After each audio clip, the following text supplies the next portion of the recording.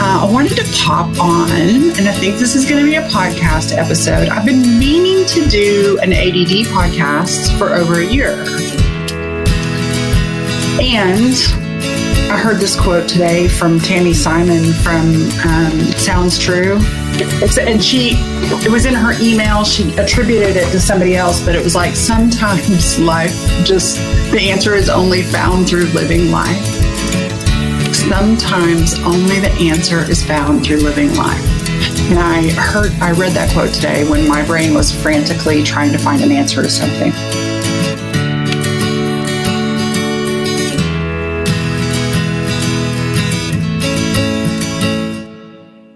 Emotional intelligence, intelligence is not the right word, but understanding the language and experience of emotions, having an emotional vocabulary, having emotional intelligence, really having an understanding of our emotions. And listen, I haven't always, and I am still a student. But we do know, and we learn this in business and sales school, logic makes us think, emotions make us act. Our emotional experience drives everything. Our emotional experience drives everything. It drives our trust of other people. It drives our motivations. It drives our behavior. Our emotions drive so much. Okay, so we're going to hold that there. And this emotional literacy. But it's not just the words. Like, as somebody who I call myself head-led, this does not mean that I do not have a big heart, that my heart doesn't make decisions, or that I do not have a body. But when the way my being functions and the coping mechanisms that I subconsciously built, the thinking and reasoning and strategizing and learning and education parts were the strongest. And I'm learning to integrate that with my body very awkwardly. It will probably always be awkward, and I'm okay with that. But if you put it in a context of an Enneagram, which, by the way, for years has confused me until recently, because I heard somebody put it in a different way. And in the Enneagram, there are head centers, body centers, and gut centers. I'm a head center person. I'm an Enneagram 7, and I can finally say that with confidence. And what I loved, this is going to go to the third piece, which I guess is going to end up being the second piece of my conversation with you today is, and one of the reasons the Enneagram has always confused me is because I never test as a 7. I don't test as a 7. I haven't tested. I test as a 5. I test as a 2. I test as an 8. I tested as a 6 recently. I never, but all those tests you take online are asking you questions about behavior. They are not asking you questions about emotional motivation, right? So I will give the credit to Suzanne Steele. On a podcast I heard of hers, and I listened to a lot of hers recently, and it was so fascinating to put the Enneagram in the context of motivation, and it all made sense. I do not look like an Enneagram 7 anymore. Not for the last 8 years. I might have in my 20s and 30s.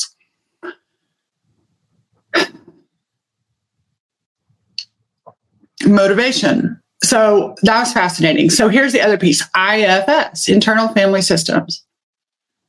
Internal family systems is the modality that I'm trained in, that I use, that I love, that I've changed everything in my business for, because I find it meets a piece of work, both functionally, emotionally, spiritually, that no other coaching ever has. It also combines with body and spirit. So it's not just intellectual. And IFS comes from the position that we have a core self that for me in my life is represented by the yellow heart, which I've been drawing since I was in high school and now is a part of my brand, and helps me remember who I am at my core spirit, which is good and kind and loving and the God inside of me. And then we are by nature multiplicity of mind. This is different from dissociative identity or multiple personality. They don't use that term anymore, but it is different. That is a that is a very specific extreme coping mechanism that happens in certain individuals due to severe trauma. Multiplicity of mind is that natural part of your personality that long before I had this language for it, we have all said, a part of me wants this, a part of me feels that. A part of me knows this, but another part of me this and that. Like when we are disagreeing with ourselves or have, the angel on one shoulder and the devil on another shoulder.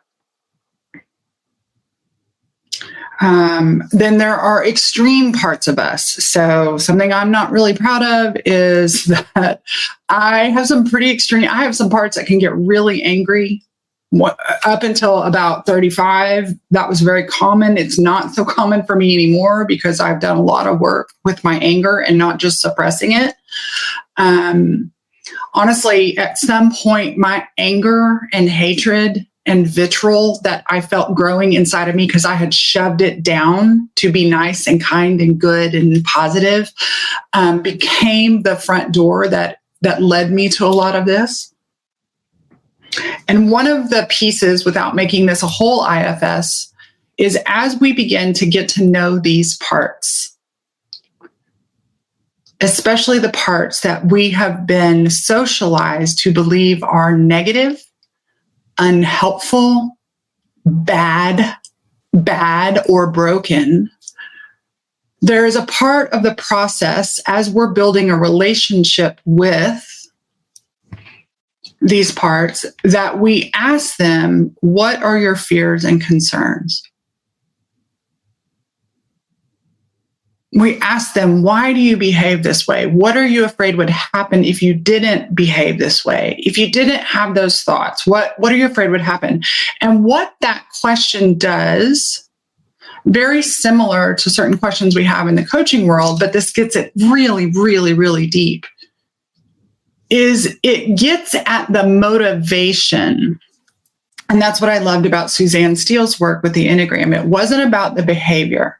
And so often, listen, I love studying behavior. I think it's fascinating. I'm fascinated with other people's behavior. I'm fascinated with mine. I'm fascinated with the psychology of it. I have a master's degree in educational psychology, and I have an informal, nonstop education in human behavior and psychology and motivation, and now adding emotions to that too, and embodied emotions. There was a day when I had a retreat with clients one day, and this is before I had IFS language, but we were talking, and someone said, "Oh, I feel angry," or "I feel anxious." And I was like, actually, I think we're thinking anxious. We're thinking angry. And the difference between thinking angry and feeling angry is thinking angry is having thoughts about anger, which is easy for head-led people to do because we cut ourselves off from our body. But feeling anger is what are the physical sensations happening in your body during this surge of emotional energy. Emotions are, this is by Dan Newby. I have a book of his called The Field Guide of Emotions. We used to do some really fun work with my clients with this book. It's like a dictionary of emotions, and many of y'all have maybe seen the emotion wheel. I paid for the rights to use this emotion wheel from a colleague to begin to work with my clients and myself on just having a deeper sense of the very specific experiences of that energy, put a language to it and connect it to our experience, to the intellect, and then also to the sensations, or what I sometimes call the soma. Soma means body. How is the body experiencing? I know how my brain is experiencing anger. How is my body experiencing anger? And Dan Newby says, emotions are the energy that moves us. And so any movement we make or don't make is tied to an emotion, right? Our emotion drives our experience. And so in coaching, we have this phrase, I'm stuck. Stuck is there's probably something emotional going on that needs to be addressed. And we can address it with a new behavior, but if we don't address the underlying motivation, the behavior will never out habituate, right? You can't create a physical behavior that will take away the motivation. And many years ago, I heard someone say something about alcohol and drinking. And I come from a family that has a lot of involvement in AA. My dad is a proud, sober alcoholic. He spent many years in leadership in AA. I've been to many AA meetings. I have family members in Al-Anon. I have my own addictive behaviors. And a lot of ways of treating things like this are stop the behavior. And what I find is so fascinating is I also have many colleagues, friends, clients, many human beings I know have struggled with eating disorders. And when you have disordered eating behavior, unhelpful eating behavior, it is not an option to stop eating. And so there are a crew of us, there's a whole section of human beings that one of the coping skills we build up,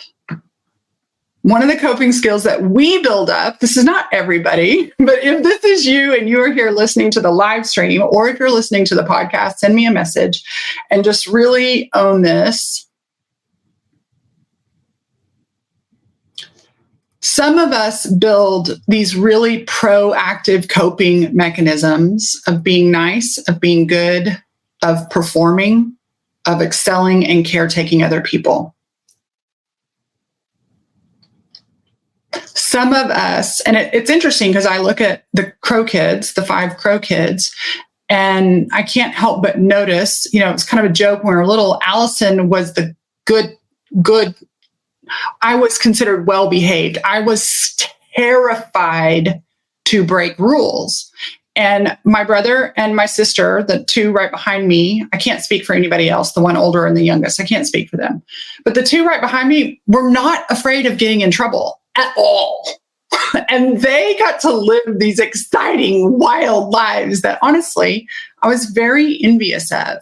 But as a child, I didn't understand it all now, but as a child, I was gonna be good. Being good is this like lowercase core value of mine.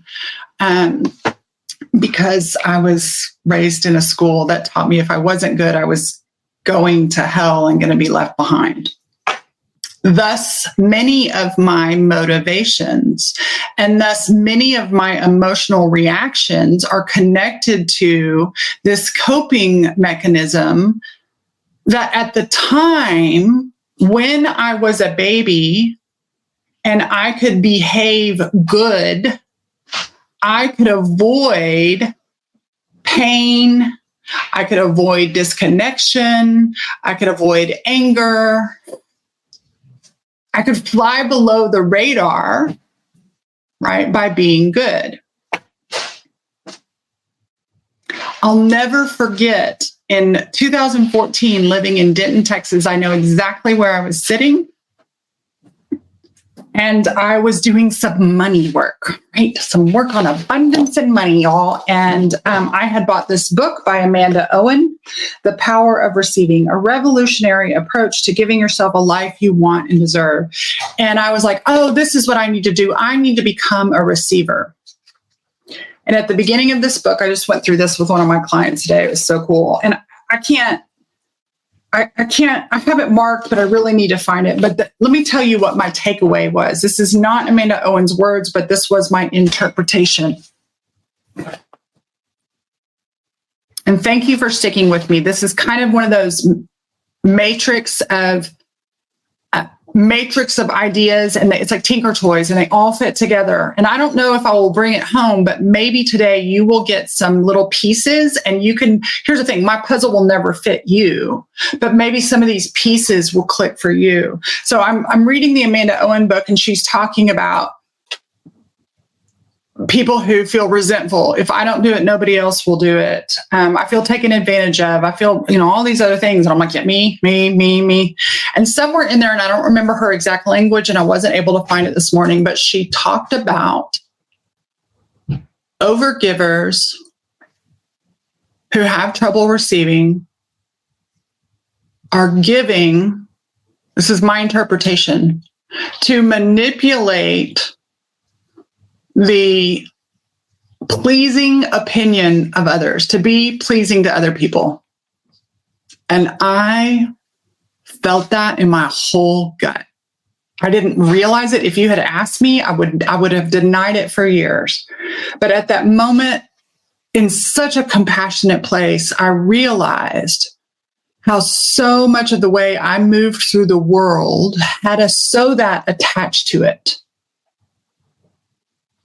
And I talk with my clients often, what is the "so that" attached to it? What is the "so that"? There's the behavior, and then there's the "so that." And the "so that" may be right there, or it may be 3 or 4 deep. But the "so that," if you keep going, you've got to go all the way to the emotional motivation. And that day in that chair, I had to acknowledge that, I had always been the good one, the nice one, the kindness. My goodness was attached to so that I would be liked, loved, accepted, and belonged. So that I wouldn't be rejected. And when I acknowledged that, I was able to own, not from a shamey place, but I was able to own, I was manipulating other people's opinion of me. I recently heard it phrased as, instead of regulating myself, I was regulating everybody else's opinion instead of learning the skills of regulating myself.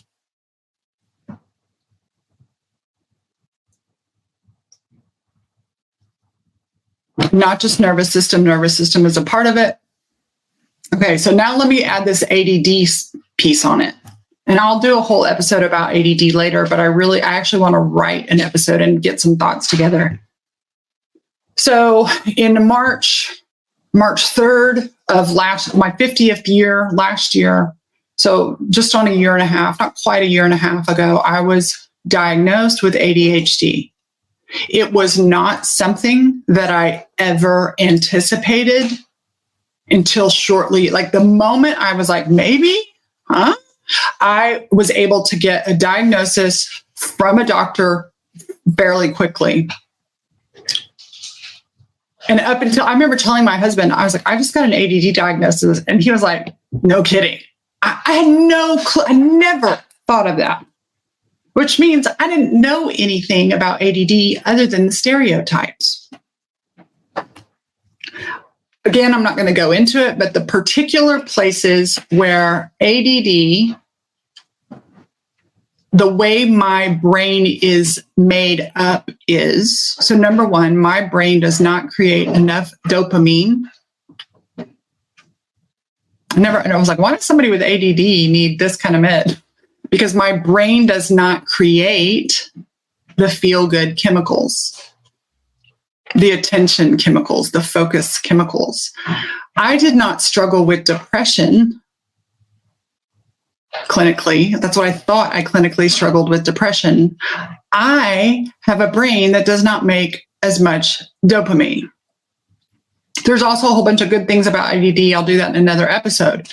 So my brain doesn't make enough dopamine. I was remember back when for those of you who've been around a while, for many years, I was famous for the naps that I took. If I talked about how much sleep I get regularly, y'all would hate me. And it was actually how much sleep I required to function well. It's one of the reasons why I don't do well in an 8 to 5 job, because if I don't have enough balance in and around me, the second thing that shows up in my world with ADD is difficulty emotionally regulating my emotions. So not only, and regulating my thinking. So that's two things. So number one, regulating my thinking, and then regulating emotions, AKA the energy that moves me. And coaching has done a lot to help me regulate my thinking, but it has done nothing to help me regulate my nervous system and my emotions, which are two pieces that I've been working on for the last 7 years. And now are absolutely foundational. Ask my sweet clients sometimes, because I'm often doing nervous system checks before, they come with a problem and we've got to do a nervous system check first. And their brain wants to solve an analytical problem, but we cannot solve an analytical problem. We cannot learn something new when our nervous system is dysregulated. Listen, I know there are people out there that are experts in the nervous system. I don't ever intend to become, and there is a reason I do not use all the polyvagal theory terms, because that's not my area of expertise. And it is enough for some of us to just be able to recognize, without having to get a PhD in that and know all the scientific terms. You don't need all that. If you want it, great. But my nervous system is fried or not fried, right? And I would be aware if I was really off the charts, but I did not understand the ways that invisibly I presented. I was moving through the world. I didn't present that way because you couldn't see it, but I was moving through the world with a dysregulated nervous system and with emotions that were not regulated, much less thoughts that were regulated. So very often I have this conversation with my husband, quite often, because I overthink. Guess what? That's what ADD brains do.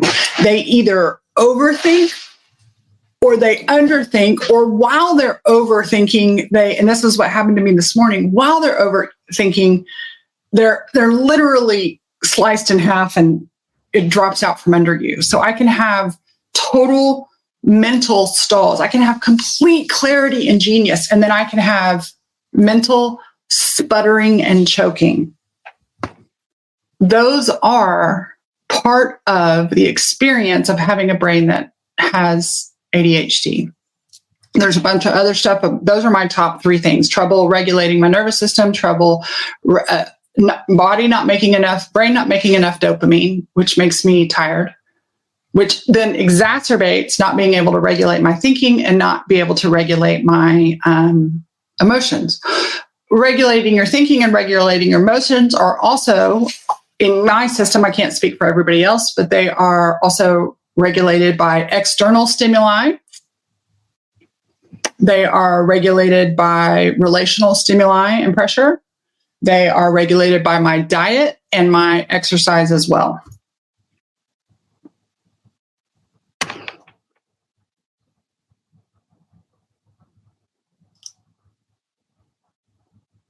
I'm amazed at how much behavior change without understanding motivation. And I know many of us have seen and heard like Simon Sinek's Big Why. And it's both a gift and then it's like the word love. I told a friend the other day, I wanted her to know that I know that love is an overused word, and that I was choosing that word on purpose. And maybe it's the lazy writer in me, because at times I don't feel like working that hard, but I know that love is overused. And then there are times when it's like, no, I love you. And I think our whys are like that. And listen, I got to tell you, I'm going to interject this experience, a little story here. I was reaching out to my friend Jason Goldberg. Jason Goldberg is a buddy of mine. He is a speaker and a coach and an MC, and he does the MC for Mind Valley's things. He is an amazing dude. We have some inside jokes. I'm enough friends with him. I'm not like everyday friends with him, but I got him in my cell phone. I reached out and I was like, if I'm going to do some speaking training, because I was thinking, wouldn't it be nice to get back on the speaker circuit and start speaking and getting paid to speak on stage instead of having my own events, right? And so I called Jason and set up an official appointment to talk about hiring him to do some very specific speaking training, right? I'm wanting to bring something new into my life and get some coaching and behavior shifts and practices for the purpose of creating that. And Jason gets on the call with me, and I don't remember everything, but I remember what I took away. And he really dug down, why did I want to do this? And I would talk, and he would go, no, why do you want to do this? And he, as we kept digging, my only why was conditioning. My only why was conditioning. It wasn't a true desire or true motivation. And so many of us are running around the world trying to implement, trying to create, trying to perform something that's been conditioned into us. There's nothing wrong with going and having a speaking career, and there's nothing wrong with doing that. And my body doesn't want to do that at this point in time. My emotions don't want to do that at this point in time. My brain doesn't even want to do it. Right? I was just on autopilot, and I love. And his without saying why, he was like, "What's your motivation for doing this?" And here I am recording a podcast for you. And this morning, one of the things that I was trying to do. If you're ADD and you start looking for a template or a chart, you know you're having a bad ADD day, because we will go and buy a planner instead of just go, you know what, my brain not functioning fully today, or my meds wore off, or whatever it is. And I chuckled at myself. I was like, I don't need a podcast planner. I've been doing a podcast for 8 years without a podcast planner. I just need to figure out my why for doing, like, what is my motivation for doing a podcast? What is my motivation for continuing to do a podcast? What is my motivation for closing down Soulies? What is my, like, when I say motivation, I mean my just deep, holy, pure, and true for me, not for anybody else. If you're selling something in your business, and I see this all the time. Oh, I want to do this. I want to do this. Why? What is your motivation for doing that? Oh, I want to make more money. Why? But it's interesting, the mathematical equations, and those of us know in business that running a business is a math equation, and then we get to color it with all of our creativity. But ultimately, it's a math equation.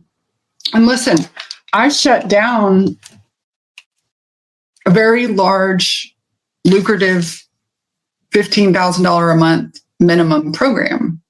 And I am building a one-on-one roster, and I have 5 clients. I need 10. So I'm short right now. Okay. Let's just be honest here. Right. And so when I ask myself, what's most important of all the things in my mind, what's the most important? Honestly, right now, client creation is important. And then all of a sudden my brain starts running off, and then my emotions start running off. And it's like this giant wrestling match. And the problem is not solved outside of me. The problem first goes back to nervous system. It goes back to all the ways that I need to care for my ADD-ness, my humanness, my parts. And then the answers and the actions will come. This is one thing I've known. I keep trying to control the actions. But the actions that make the money are actually my nurturing practices. Because my nurturing practices soothe the emotional motivations so that I can behave with calm confidence.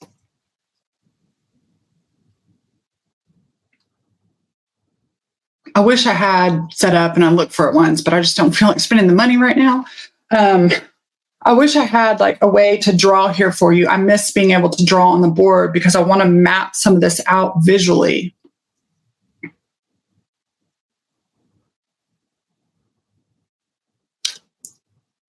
When we can get skilled at sourcing our own motivations.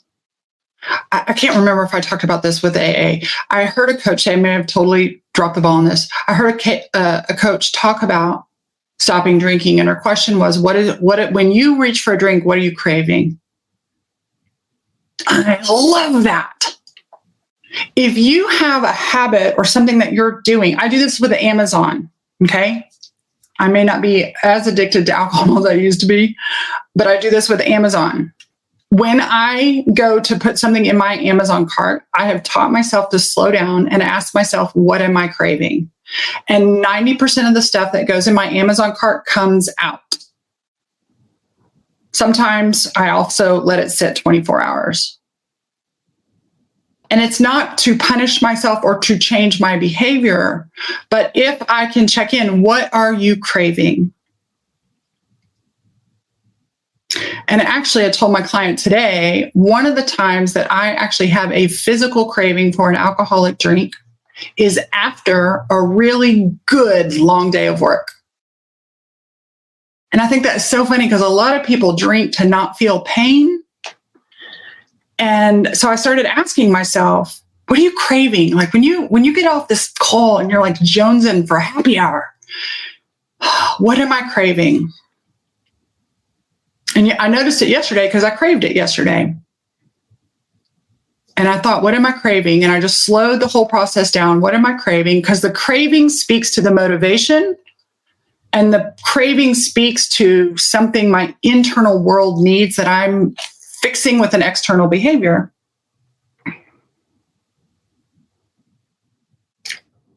There is a feeling of charged in my nervous system.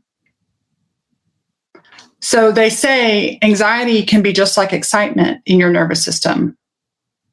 They say fear and discomfort can be just like excitement and joy.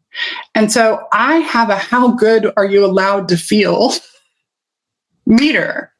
And when I'm feeling the vibration, like I'm not talking mystic vibration, I'm talking about literally my nervous system is like amped up from goodness.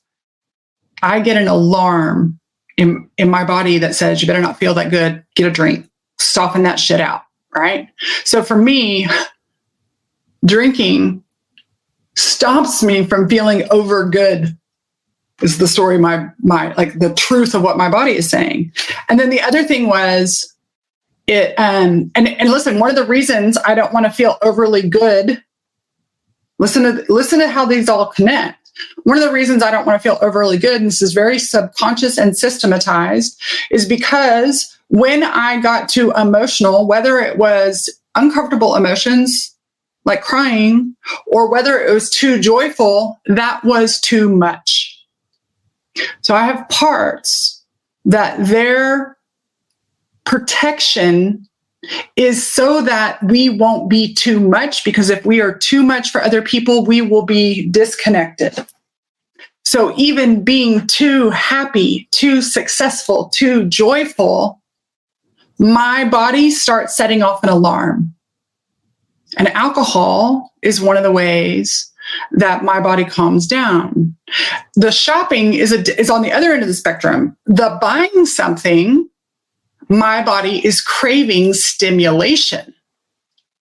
My body wants the dopamine hit. My mom and sister and I were laughing about this yesterday. We're like, I bought this thing because I needed the dopamine hit, but it didn't fix the dopamine hit. I say this with what I love is that we're aware of it. When you're aware of it, you don't necessarily have to eliminate it. You don't have to eliminate the behavior of shopping. You instead work with the thing at a different place. You work with what is my body? What is my psychological, emotional? What are the needs and fears and concerns going on underneath? What is the deepest core motivations? I get so excited about this.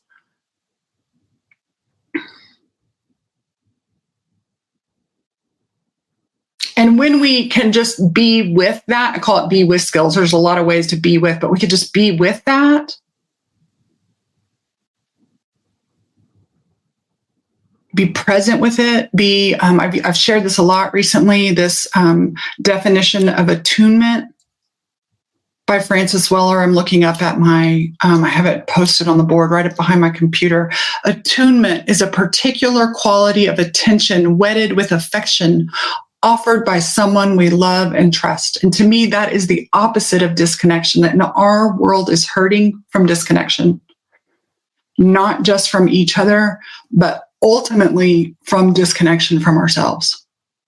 And my amazing client this morning is like me in the sense that her primary coping skills are loving on other people and doing a good job at work.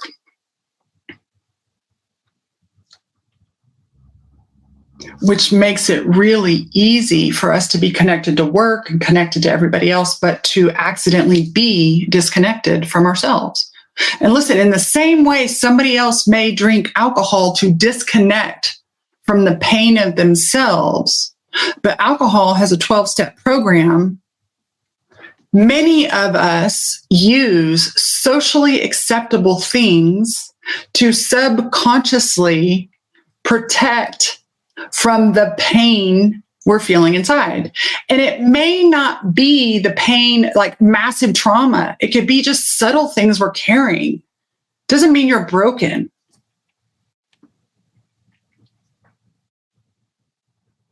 But there are stimulus response behavior equations going off in your mind, body, spirit all the time. And if we are looking to make a change in our life because something is no longer tolerable or endurable, or we get just an intuitive sense that this isn't working for me. And they talk about, right, doing the work. And early on in my IFS, I know I stopped, that's not the end of a sentence, but early on in my IFS, when I would start reading parts, I would tell my clients, because I was really telling myself, listen to your parts. You don't have to believe them. And I'll give you an example in a minute. I was like, you can listen to another human being without agreeing with them. Because many of my clients were afraid to listen to their anger, afraid to hear what their anxiety had to say, afraid to hear the voice of their overwhelm, because we have been taught not to pay attention. We have been taught to bypass that. We have been taught to jump over it. We've been taught to exercise it away, pray it away, orgasm away, whatever it is. We have not been taught to build a relationship with uncomfortable feelings on any end of the spectrum. Neither did our parents. That's why they couldn't tolerate our feelings. Okay, y'all realize that. Reason, not fault. Reason, not fault. I always say that. Oh, this is just the mathematical tracking back. That's why I love math and science, believe it or not.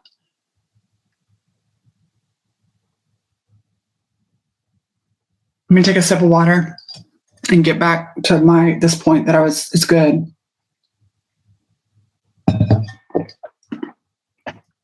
So I used to say, just listen. Like if I'm in an argument with my husband and I don't agree on a lot of things. And early on in our relationship, there's a lot we agree on, but there's a lot we don't agree on.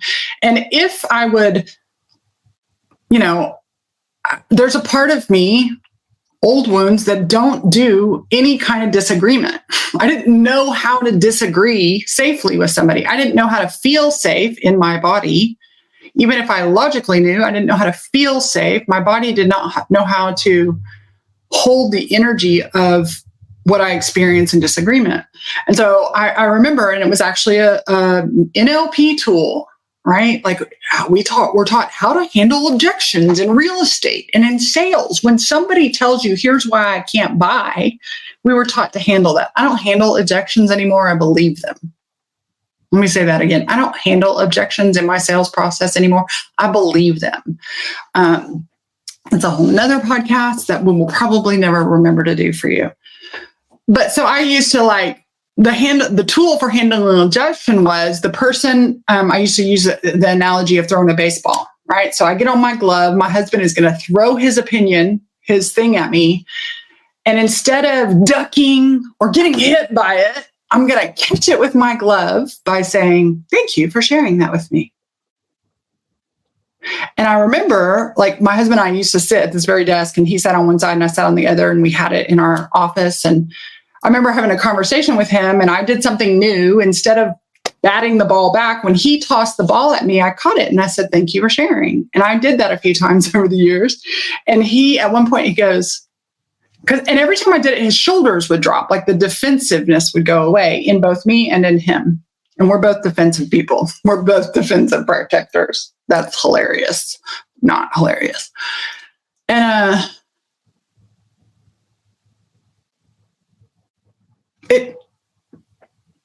like it's a slightly different behavior to catch that. And so in my mind, I was like, just catch whatever your part is throwing at you. And then the more that I genuinely, curiously listened to parts from a place of just core energy, I realized that every single thing my parts were saying to me was true and a possibility. And I'll share a real version of what that looks for me. And I'll use fighting with my husband as an example. I'll use conflict. And listen, I'm married to the nicest, kindest man, and we have a lot of conflict. Conflict doesn't have to mean a fight. It just things aren't lining up completely. And what happens inside of me, I'm going to try to stick it to a simplest version because it's actually pretty complex. Also, a lot of it depends on how my nervous system, how my mind is, how other invisible things are going. He always says, you take everything so personally. And he's right. I have parts that take on what is handed to me. And part of that is because of the ADHD. I have trouble regulating my sensations, emotions. If emotions are actually sensations and not language, but we use language to describe them, I have trouble regulating sensations in my body. And that's very uncomfortable because when you are a wiggly, squirmy thing, and parents aren't comfortable with that, it's dangerous. If a parent doesn't have a calm nervous system and you irritate them for whatever reason, not that you're being irritating, but your behavior is it's not safe physically, emotionally. Got it? So I would do all this work and I'd check in with these parts and I'd be like, part of you, hey, defensive part. Right, a really emotional part. I remember, I've told this story many times. I used to really rage. And Bill and I we had another disagreement. I don't even remember what it was about. I know exactly where we were standing. I know which house of the 27 that we've lived in. And I felt I felt the sensations of rage coming on, the pre-rage where I used to lose my shit. Because I grew up in a family that lost their shit on a daily basis. And so I felt that starting to happen. And all I knew at the time was the tools stop. I didn't know any of this other stuff. I knew the tools stop. But before you go into the hole, there's some book called Relationship Tools for Change by John Gray. I have the PDF of it, and it had a couple of people go into the hole. And I love that analogy because it doesn't have to be with just your spouse. Like we all have that hole we get into. So I stopped and I said, I know we're in the middle of the argument. I'm not leading, but I need a break. And I backed into the bathroom and I shut the double doors and I just sat on the edge and I took a few breaths. I didn't have any of the tools I have now, but I did go, I got a little calmer through breath and I said, what are you afraid of, Allison? And I heard a voice inside of me that said, I'm afraid he'll leave. And at the time, that's all I knew to ask. And I went out to him after about 2 minutes and I said, I know I'm getting worked up.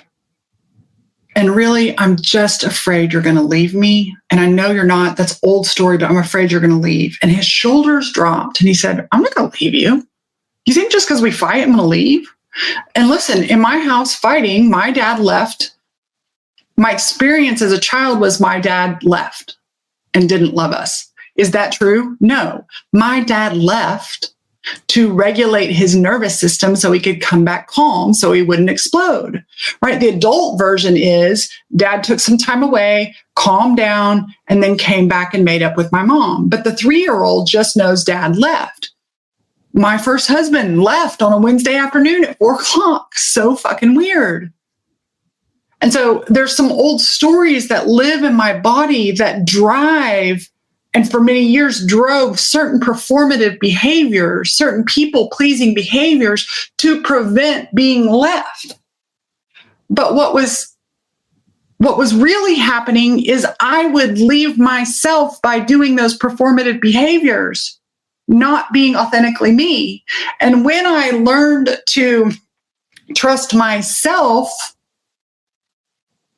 and be there for myself. So now when I look at a part and she's like, I'm afraid we're going to get left, through a longer process that I'm going to verbally share with you, but I make sure there's a physical, somatic, like I'm really connected with her. I'm not just verbally giving her an answer. And I say, honey, it is no fun when someone leaves your life for whatever reason. And I can't promise you Bill will never leave. I can't promise you all kinds of people will never leave. That is not within our control. But I can promise I will never leave you. And I am here for you now. And the more I have done that, when she flares up in me, the less she flares up. She now knows that I won't leave her. And she is now starting to get that people come and go into our lives and that there is grief involved in it. But that it is exhausting and impossible to live, work, relate, constantly trying to please other people and bend their, we can regulate our nervous system. We can take care of our mind and thoughts. We can take care of our emotions, and we cannot control that. So when they talk about you can't control them, what can you control? Here's the problem, y'all. We haven't been taught the skills how to do that. We've only been taught how to perform so that other people will like us. And some of that comes with age, but dude,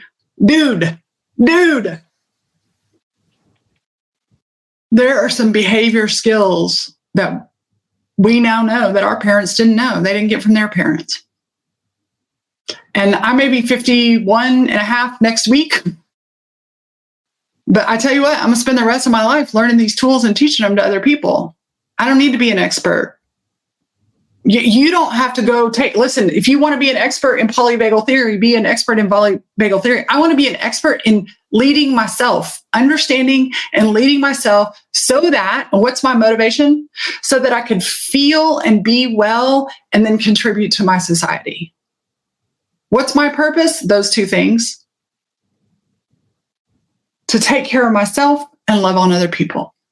Take care of myself. And it's not love on other people and then take care of myself. And listen, I don't have one purpose. My purpose is to experience the life I've been given. It's not just to feel good either.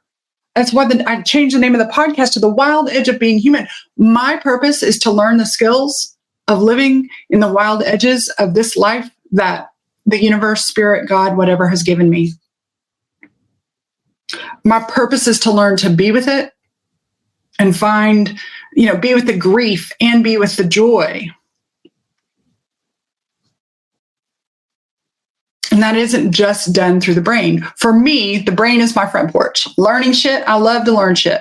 I love it. I have learned, listen, for some people, dancing regulates their nervous system. Dancing makes me feel like shit unless I'm drunk. So actually learning something calms my body down enough to let me go inside and start paying attention to sensations and do deeper work. If something makes sense to me. And so I've had a lot of little pieces in here. If you have ADD or you have a neurodivergent brain, which means it is formed differently, and I heard this guy say this, there is no cure. You can set up systems around it. This is huge. For me, at least. And as my therapist and I discussed, it is not a pathology, meaning it is not a problem. It is not It is not bad. Allison, you are not bad. It is not a badness. And not being diagnosed, but holding my ability to emotionally regulate or cognitively regulate to the standard of a neurotypical brain, and getting the feedback from society that I was too much or I required too much made me feel not normal. And if I'm not normal, even though I didn't use this word with myself, I'm broken. And if I'm broken, I'm unlovable. And when I can recognize that my difficulties, due to the way my brain is fearfully and wonderfully made, are just differences, I'm happy to accept the brilliance differences. Y'all realize my brain is brilliant? It's never in a straight line, clearly, but my brain is brilliant. The way I can pick up patterns, both intellectually and somatically, and categorize and organize and make connections. And I was joking with a friend the other day. I was telling her, like, every once in a while when I get tired, I go to LinkedIn and look at jobs, and I'm there for about 5 minutes. There's a lot of jobs I could do, but I ain't doing it for that low of money. And I don't know how many employers can handle all this. I'm a lot. I require a lot. And you know what? At home, I've set up a lot. And when I go out into the world, I have to have my own accommodations.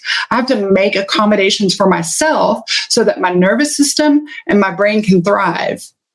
And the number one thing that goes against that is the old parts of me that are worried what everybody else thinks, if I'll be too much, if I'll fit in. I don't know if any of that made sense. Hopefully some of the nuggets from it, like, think about your nervous system. Think about what's, like, you're not broken. That's how I ended up in personal development. Like, oh, if I can get better at this, right? The reality is, if all of us stop doing personal development today, we are still lovable. I always play this game with my clients. I say, if you were in a conscious coma, but nobody knew you were conscious, so you're in a coma in the hospital, what meaning and value would your life have? And they were like, well, none, because I couldn't do anything. And I was like, I don't believe that's true. I said, if it was your child, if your child were in a coma or paralyzed and couldn't talk and couldn't communicate and couldn't do anything, like, our value is not in our doing. That stuff's just extra and fun. And yes, we need to do, but your value, it's so mind-blowing. I haven't gotten it yet. I'm working on it. Anyways, I just wanted to share some of those things with you. I wanted to share that about emotional experience. I wanted to share about ADHD, the intersection with ADHD, and I want to share about motivation. And so often we're looking at the behaviors and the way the behaviors make us feel, and we're not looking a few layers deep at our core motivations, and then we're not looking at the coping skills to meet those motivations. And that's where the magic is, but it's learned behavior. I love you. Thank you for watching or for listening. I'll see you soon.